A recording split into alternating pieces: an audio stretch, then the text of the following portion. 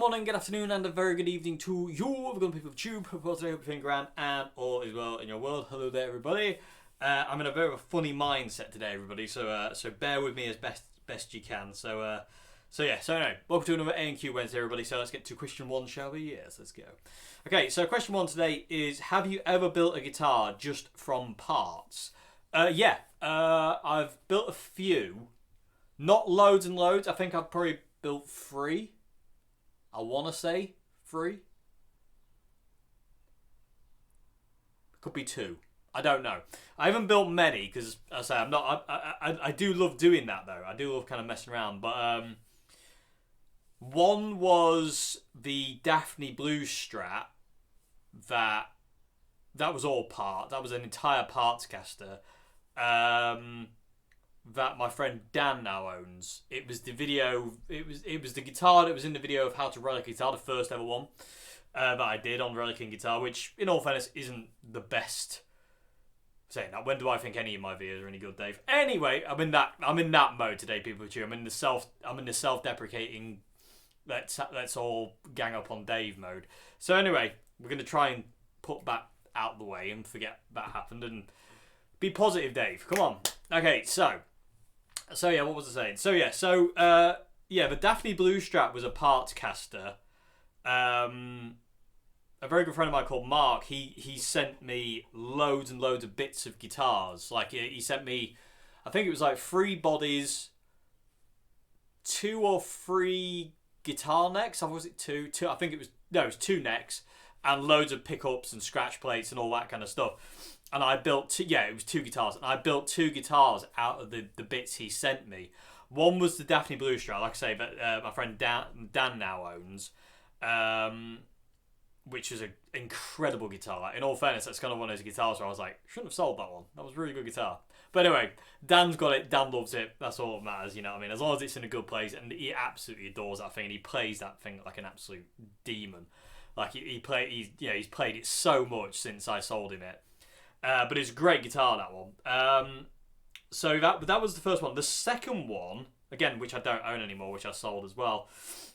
Don't have as much a hankering to get this one back as the blue one, but yeah. So the second one was a parts caster made of. It was a black Strat body with, I forget I don't remember what was in it, but it was a black Strat body. It was a maple neck with big headstock.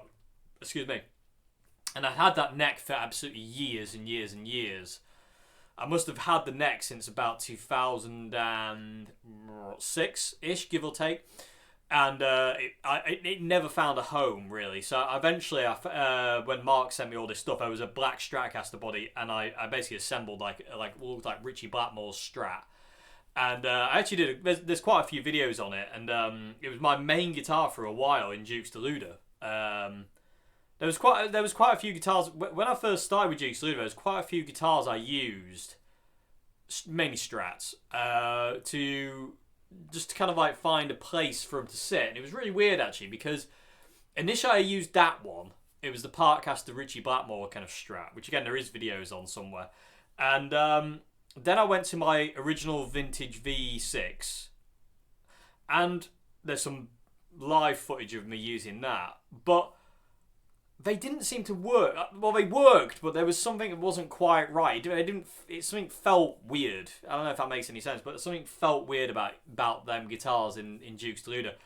And it wasn't until one night at band practice I took my Squier Jag down, and I was like, that's the sound of this band. And it really was. Funny enough, I mean, towards the end of Duke's Deluder, I went back to using Stratocasters again. I was using my number 1 Oswald. But even then, though, when I was using the Oswalds, I was like, these sound great, don't get me wrong, but they don't fit the sound of the band. The Jaguar fit. And it was the Jaguar was the sound of Duke's Deluder to me. It really was. I mean, the entire album that we did was recorded on the Jaguar, with only the exception of 2 songs. Yeah. And there was a couple of overdubs I did on an Oswald, on the number 1 Oswald, but other than that, it was mainly the Jag. And it just fit. It was just a bit kind of like different. Anyway, I'll get off topic. Anyway, but yeah, parts casters, like I say. But yeah, so there was. I have built two. I mean, I do enjoy it. It is good fun to build up parts casters from nothing. You know, just like loads of parts and smashing them together to make one thing. But yeah, I mean, those are the two I made. I mean, they're what I would call parts casters. They were like guitars that, like, you know, were just nothing belonged to it.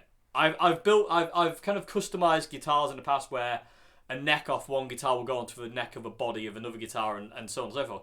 But I wouldn't necessarily, even though that is a parts caster, a full-on parts caster, if you will, is one that's just kind of like bits and you put it together to make one thing.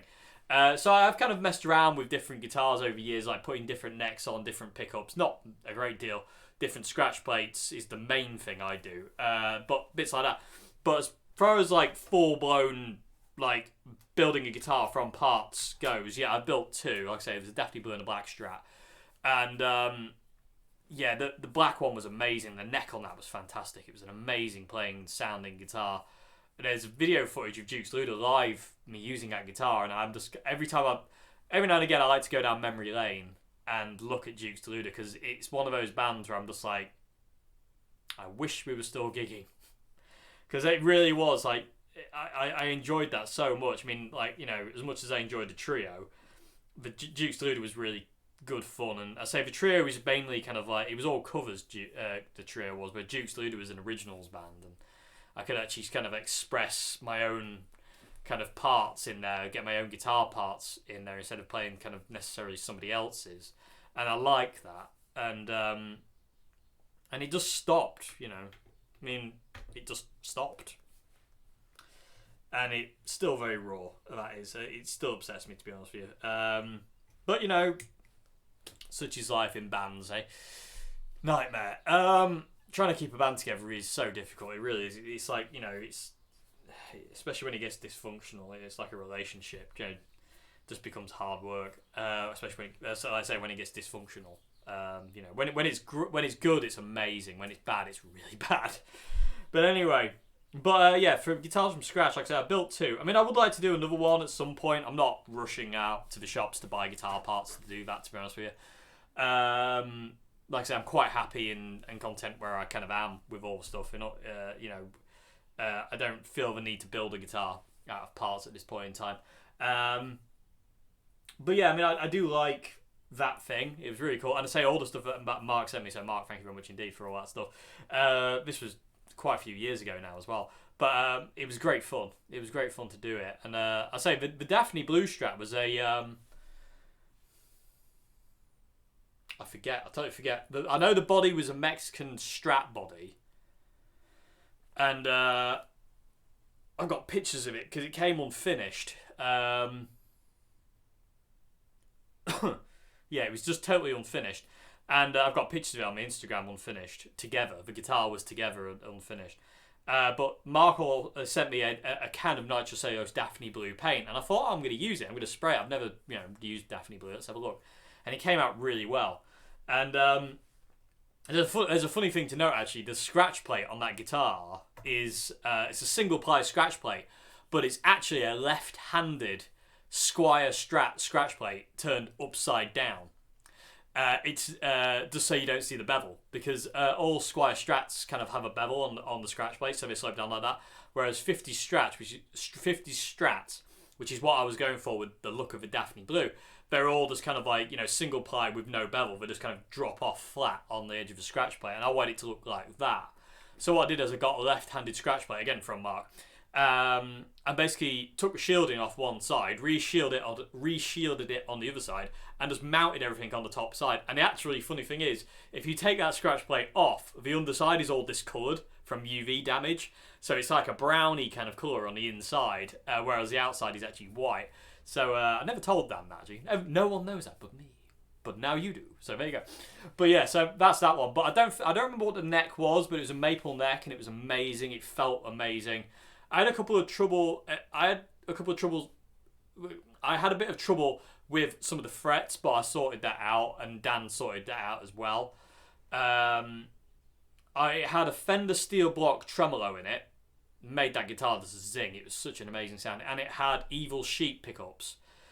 which were amazing, just ridiculously amazing. I think they were the first load of Evil Sheep pickups that he sent me, and they're just so amazingly good. So yeah, and there's a video of me demoing them, I think, somewhere as well. But they were cool. They were great. That guitar was really, really good, though. It was really, really cool. I forget what pots were in it or anything like that. I mean, I don't remember. But yeah, great guitar, that one. The black strap was, like I said, it was an aftermarket neck. I don't know what the body was. Mark probably be able to tell you. And I don't remember what pickups or stuff I had in that. It was all sorts of stuff. I don't remember what it was anymore. But yeah, so that was an amazing guitar. It looked so good, and the relic that Mark had done on it was so good. It was just really subtle, but it worked so well. It was such an amazing relic job he had done on it. And yeah, it's a great guitar, great guitar. But yeah, so I don't own either of them anymore. But yeah, so but like I say, I mean, it is fun. I would recommend it to anybody, you know, to build a parts caster, like, you know, to get a load of different parts, like, you know, whatever guitar you want to build. It's really good fun. It's really cool to see it coming together and taking shape, and I quite like it when things don't quite go to plan and you have to kind of like think on your feet and kind of like move things about and try and get it to work, you know what I mean? And eventually you get it to work. It's really kind of like, what's the word? Fulfilling. So yeah, I'd recommend it. It's really good fun. So, but yeah, build a guitar from parts. Yeah, a few times. And it's so much fun. I'd recommend it. So how was this question? Gonna move on. Sorry about that, everyone. Anyway, moving on to question 2. Okay, so question 2, I answered this yesterday, but I thought I would just bring it up again just to kind of reiterate in a thingy. So somebody asked a while back, like, when is Blues Lesson Part 2? When's How to Play the Blues Guitar Lesson Part 2 coming? I say it was on Monday, but I wanted to just reiterate that, like I say, what I said in that video. If you haven't seen that one so far, I'm going to try and do one of them at the end of every month. So one of them, March, April, May, June, July, August, September, that kind of thing. That's what I'm going to attempt to do. I can't promise I'll be able to do it every month, because teaching videos for me are very... my mind frame, I've been the right mind frame to do it. Sometimes I'm not quite in the right kind of brain waves, you know, if that makes any sense. Like, you know, things don't quite flow.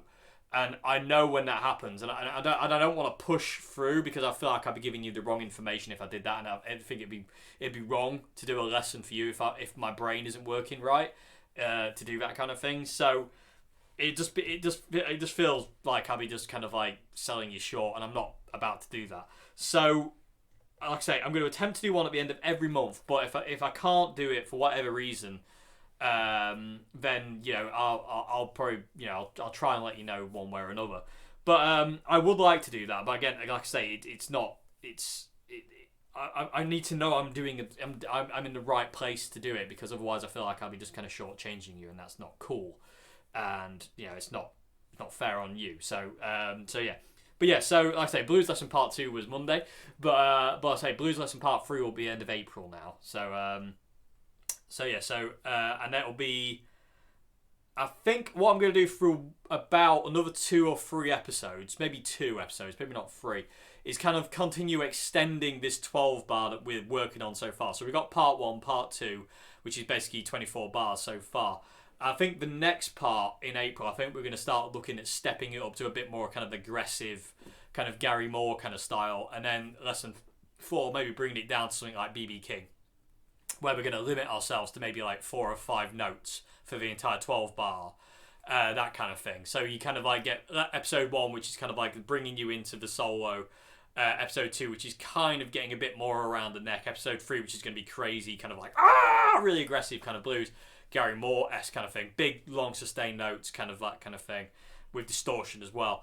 And then Lesson 4, before we go on to like a different style, will probably be something like, you know, B.B. King kind of style, where it's very minimalist. You know, you're not doing a great deal, and again, limiting the notes you can use to like position 2, so you can only use like 4 or 5 notes with bends. You know what I mean? So if that makes any sense. But yeah, so like I say, I'm going to attempt to do one at the end of every month. But like I say, I need to know I'm in the right place to do it, because I don't want to shortchange you, and I don't want to, you know, put out something that's not good enough. You know what I mean? It's not. If it's not 100%. I'm not going to put it out. You know what I mean? It has to be 100%. You know what I mean? Which is difficult for me because I have fear all the time that everything I do is garbage and subpar. So it's really difficult for me to actually know that is. But I kind of do get a feeling for when something's good and when something's not. Sometimes that's a bit waylaid. Sometimes if I think something's good, it falls. When I think something's bad, it kind of rises. It's weird. But I do get a feeling that if I've pushed myself, like for instance, Monday's video, the blues lesson part 2, after that video, I was dead. It really takes a lot out of me to do the teaching videos because I'm so engaged in it. You know what I mean? Like, and I tried to do it with no cuts as well. I tried to do it all in one segment because I don't see the point in jump cutting every 5 seconds. I mean, personally, I don't like jump cuts. I find it very distracting, and I'll do it if I have to. But like, if something happens, like in today's vid just a bit ago, but I don't really like jump cut videos where it's just like it drives me insane. So I always like to do things in one take. It's you know, I don't like to kind of like fumble around with editing too much like that, and I feel it's kind of like, you know, it's a bit weird, but that's just me. You know, it doesn't mean anything to me, so I'm going to try and do one every month, like I say. But yeah, I do enjoy doing it. It's nice to be able to teach again until, you know, they start copyrighting blues progressions, which I already do, as we know. But yeah, hopefully copyright law won't get in the way of me teaching a 12-bar blues. But you never know. Stupider things have happened with this copyright nonsense. And again, it's a good point. It's like, you know, YouTube say if you put a fraudulent claim in on a copyright strike like that, for instance, my Eric Clapton Beano Tone video, which I did, if you put a fraudulent claim in, that you can get deleted immediately and punished. You're punished for putting a fraudulent claim in. If it's fraudulent, yeah, I totally understand that. But what if it's not? But why don't companies get punished for fraudulent claims? Because there's plenty of them. You know, I'm pretty sure that company who claimed my Beano album Tone video have no rights to John Mayall's music. Yet they claimed another song called Whoa Baby, which subsequently doesn't exist, everybody. This song doesn't exist anywhere. Interesting that, isn't it? There is no blues song called Whoa Baby that I can find anyway. So, interesting. But surely they should get punished for putting a fraudulent claim in and trying to make pennies off the back of my work. You know what I mean? It drives me balmy. I hate nonsense. Oh, we can make a couple of quid. Do you need it? Do you need it? No, you don't. So there's the door. Walk it out. Close it on the way and just keep walking. Angry Dave. Anyway, but that's... brain's in a funny place today, so I do apologise, everybody. But that's my opinion. It's like, you know, just F off. Anyway. I'm not going to swear. But yeah, so anyway, but I am enjoying doing the blues lessons. They're really, really cool fun. I actually kind of like, you know, as much as I look forward to them, I'm terrified of them. I'm scared of saying the wrong thing or teaching the wrong thing. So I am always really scared of doing them, but that drives me to make sure they are as good as they can be, which I think is a good thing because it really makes me push myself to the actual limit of what I can do and just try and be as accessible and clear as I can be, and hopefully it comes across that way. Anyway, so I have this question. I'm going to move on to question 3 now. I needed to question 2. That was clever, wasn't it? Okay, question 3. My brain's kind of everywhere but where it's supposed to be. Okay, so question 3 today is I'm going to order a Vox V857. Is there a V857 or is it V847? I forget. But you put 57 so I'll trust you. Boss DS2 and a Fuzz Face Mini for a pedal board. Do I need a buffer pedal? No. Not for something that small. No. I mean, I wouldn't use a buffer pedal for just free pedals. It won't make any difference. So I would say no. I mean, I'm sure some people will probably disagree with me, but for my opinion, no. A lot of people have said to me, I mean, I don't think I've got any pedals that buffer on my pedal board. Does the Line 6HX work as a buffer? I don't know. I don't think any of my pedals work as buffers, but I've never really used it. I'm not really kind of bothered by them, to be honest with you. I mean, they have a place if your pedal board is humongous, definitely, but mine isn't. You know, it is what it is. But But yeah, I mean, just for those three pedals, I wouldn't. You don't need a buffer for that. No, it's kind of pointless. It's just three pedals. So I would say no. Like I say, people with a tube, if you want to chime in and explain if he does need a buffer and why, let us know in the comment section below. But from my opinion, I would say no. I wouldn't need I wouldn't use a buffer for just three pedals. Yeah, personally. Okay, so I hope that's a question. Moving on to final question of the day. Question 4. Okay, so question 4 today is... Now, this question I can't answer. So, again, people of YouTube, I'm reaching out to you lot out there because I have no experience in this part 1 of question 4. So, you asked, do you think the Yosemite pickups that are now in the Fender Strats are better or equal to Texas Specials? Now, I haven't tried a new Fender guitar in years. I don't remember the last time I actually picked up a new Fender guitar, because there's no shops open with everything going on, and I'm just kind of like, I don't know. I'm just not in there, and also I don't want to fall in love with one and not be able to afford it, but which is never a fun thing. But I've never tried these Yosemite. Is that how you'd say it, Yosemite? Pickups before. I mean, I love Texas Specials. Texas Specials, they sound a lot to me like my favourite Tex-Mex pickups, which is kind of what they are. But I don't know about these. So people with the tube, if anybody's tried the Yosemite pickups that are now in Fenders, and you've tried Texas Specials, let us know in the comment section below. Are they better or equal to Texas Specials in your opinion? Are Texas Specials better? Let us know your opinions in the comment section below. Let us know, because I can't answer that one because I don't know. I've never tried them. Like I say, I mean, I would like to try some of the new Fenders guitars, but there's nowhere I can go to try them, because nowhere's open, and I don't want to buy. Well, I can't afford to buy one Fender anyway, so it doesn't make any difference. But you know what I mean? It's like, but even if I could afford, but I don't want to buy one sight unseen. I don't mind doing that sometimes, but if it's a lot of money, I would be very hesitant to do it. I don't mind buying like a £200 guitar sight unseen. You know what I mean? I don't mind doing that, but buying a Fender for like £600-700 sight unseen, and it comes in its cack, could be... Well, I can't afford to do it, but I just don't like the idea of it. It feels a bit weird. But yeah, so people with tube, help us out. Comment section below. Let us know about Yosemite pickups versus Texas Specials. Okay, so anyway, that was my ventriloquist dummy impression. Hope you like it. Next one, I'm going to charge you next time. You get that one for free, people with a tube, but next time, you better have the money. Anyway, I'm joking, of course.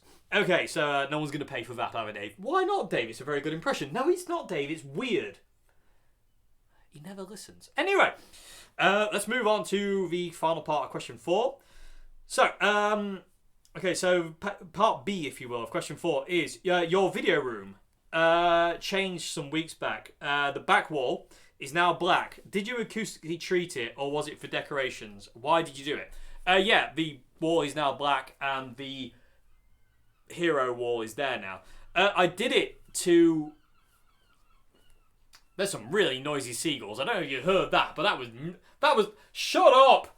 Anyway, but yeah, I did it because when I started using it, when I got the diffuser lights in here, I found I was having difficulty with the camera light balance. If that makes any sense, like some of the filters on the zoom were like having a hard time with the white light coming from the diffuser light and the white wall, even with the posters and stickers on it and stuff. It was having like I couldn't get it to the right exposure. It was either like too bright or too dark, and I couldn't get it in the right place. So I was watching Andy Timmons one day on YouTube, and I noticed that his amps, behind his amps, he just had a black sheet.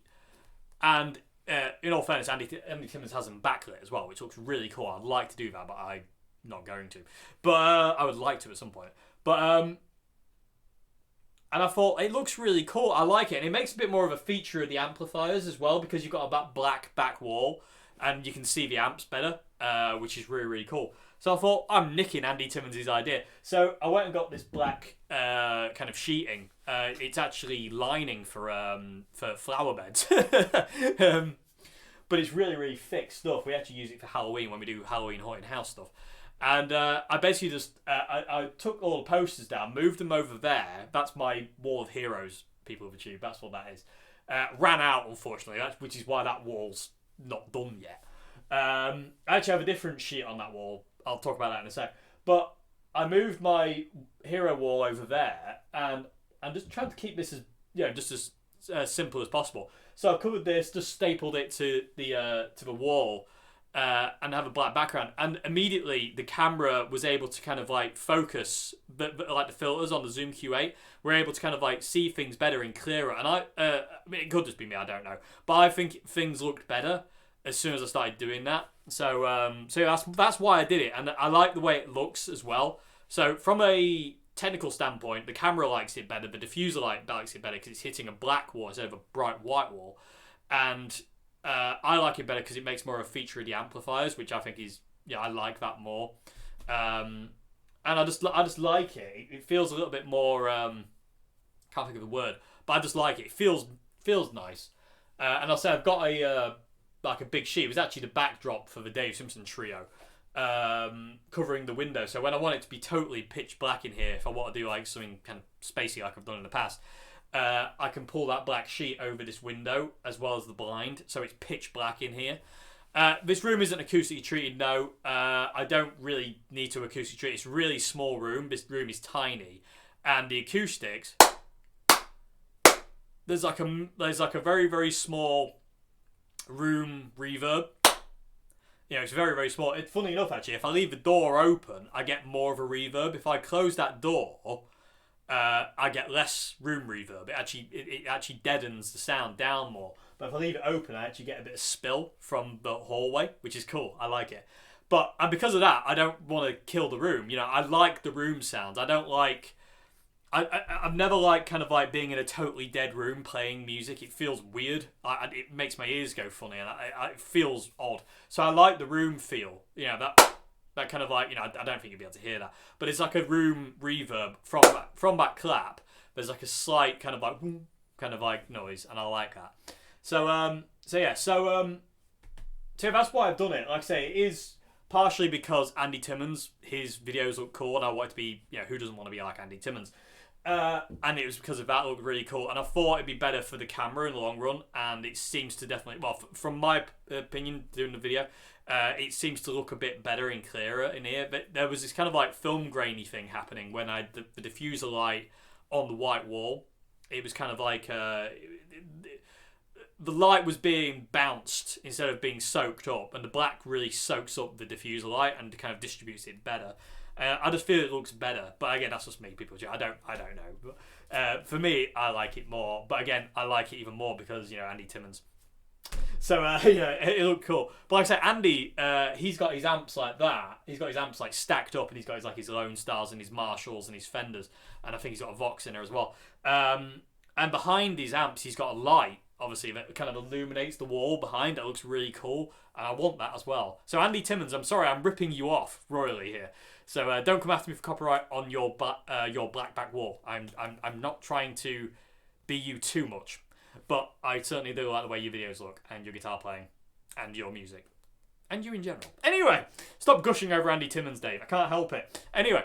But yeah, so that's why I did it really more than anything, because to help the camera, help the videos look a bit clearer and better, and also to make it kind of look a bit more like Andy Timmons' studio, which it probably isn't. It's just his house, but I like it. I like the way it looked, and it just appealed to me, and I like the way there's like a contrast between amps as well, especially if you got different color amps like the orange, and the orange is. It really sticks out on the black background and stuff like that, and Fenders with the silver grill cloth, they stick out, and everything looks cool. I like it. I just like it. It just, to me, it looks cool. I for whatever that's worth. But I do like having a big wall of amps in here, and I'm particularly liking this wall right now. It's really cool. I'm liking the fact they've got orange, Fender, Boss, and Marshall. And it's like, you know, all 4 different things. I like that. It's cool. And these are all plugged in, and I can just go to them whenever I want, kind of thing. Which is just like, oh, heaven. Anyway, people of Tube. So there we go. That's why, yeah, it's changed from that wall to that wall. There are 2 things on that wall though. There was 3 things on the wall, but I had to move one downstairs because it kept falling off, which was the painting of a cow in a suit, which was done by my very good friend James.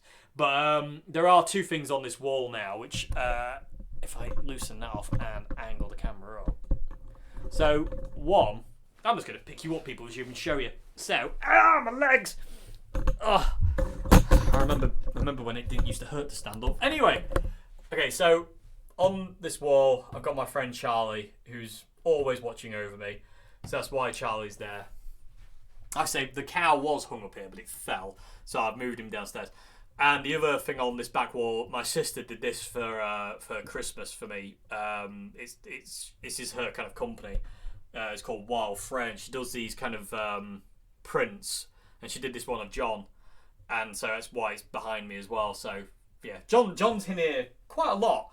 But, yeah, so John's on the wall as well. And I say, I've got nothing to hang there now. I need something to hang there. But I say, this is my wall of heroes. So, got Kurt Cobain about. I love that picture of Kurt. I think that is one of the coolest pictures I've seen of him. I mean, the man couldn't really take a bad picture, to be honest with you. He was very, very, you know, photogenic, even though if he didn't think so. He always takes really good pictures, Kurt. So, John, as again... Got Rory down here. This was a gift actually from a YouTube subscriber, so thank you very much for that. I love that. It's so cool. Jimmy playing the drums. But I just love the way he looks there. So cool. Mr. Green himself. Again, John again. Mike McCready. I love that picture. That's off the back of Pearl Jam 20 book. It's shy. It's kind of glossy though, so it's reflecting the window. This was the set list. I went to see one of my favourite bands in the world, Candlebox, in June the 13th, 2019.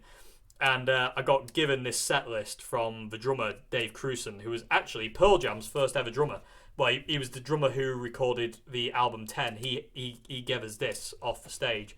And that plectrum, which I used, was the plectrum that the singer Kevin used for when he played guitar. He played Cover Me, I think, using his plectrum, and then he threw the plectrum and no one caught it, and I found it just before we left. So that was the plectrum used by Kevin. It's actually branded Candlebox, but I used it until I killed it. But that's their set list from that gig. So yeah, and I got to shake Dave Cruson's hand, which was super cool. And I was literally kind of like that close to Kevin in the last song. It's so cool. Duke's Luder album is up here as well because I'm so proud of this album personally, with Midnight of a Lodestone. I'm just super proud of that. Again, that's the album I was saying, it was all Jaguar, and there it is. And then we got Rick Mail and Aid Edmondson, who are massive heroes of mine. Grew up watching them, and yeah. So this is my little hero wall, and then also we have over here. Try and get it over. These are the lyrics to Scar Tissue. My friend Jay, he got this frame for me and sent me this because, you know, he knows, and quite a lot of you know what the song Scar Tissue means to me. So he got this and he got it all framed and sent to me, and I love this, and that's always there to remind me of my grandma who's there. And yes, little Dave there. Anyway. Be that funny, make people chew. But yeah, so but I say I really do like this kind of like back wall being black. And I say there's the backdrop that was. It still says Dave Smith's Trio on it. There goes my phone, which is usual for my videos. It's like, I did like that comment. Somebody said, "Is it if Dave's phone doesn't go off, is it really Dave's video?" Good question. But yeah, so I do like the way the black background kind of like does make a bit more of a feature of the amplifiers. Like I said, I need to get some more to finish off these walls. I'm actually going to kind of do a curtain thing here, people of YouTube. Not that you need to know any of that, but it's just me being stupid. But yeah, so I do like the way it kind of makes a bit more of a feature of it. And like I say, I mean, I've got Mr. Charlie and my sister there, and my heroes there, and it's all cool. So yeah, anyway, but yeah, so that's why I've done it. That's a very, very big plane. But yeah, so that's why I do it, people. But like I say, this room is tiny, you know, to give you a spin around. So it's absolutely tiny, so, you know, I like it in here. I like it. Anyway, I'm going to shut up waffling now. Anyway, so yeah, hope that's a question. Hope I've answered your questions okay today. As usual, I'm always terrified that I've totally ruined it, and this tripod is not long for the world. But yeah, I hope I've answered questions okay. As usual, there's the fear. But I hope there's something in there you can take away. And if you want to submit a question for NQ Wednesday, the description box below has an email link. Email me there. And yeah, I'll get to your question when I get to it. But yeah, so anyway, people do. Thank you very much for watching. I hope you enjoyed this. So I do apologise about my funny brain pattern today. But I say, I mean, it's just, you know, it's one of those things, and every now and again you can't function on a good level, so to say. Anyway, thank you very much for watching, everybody. I'll see you again. Have a great morning, afternoon, good evening, and goodbye now. Thank you very much. Haha.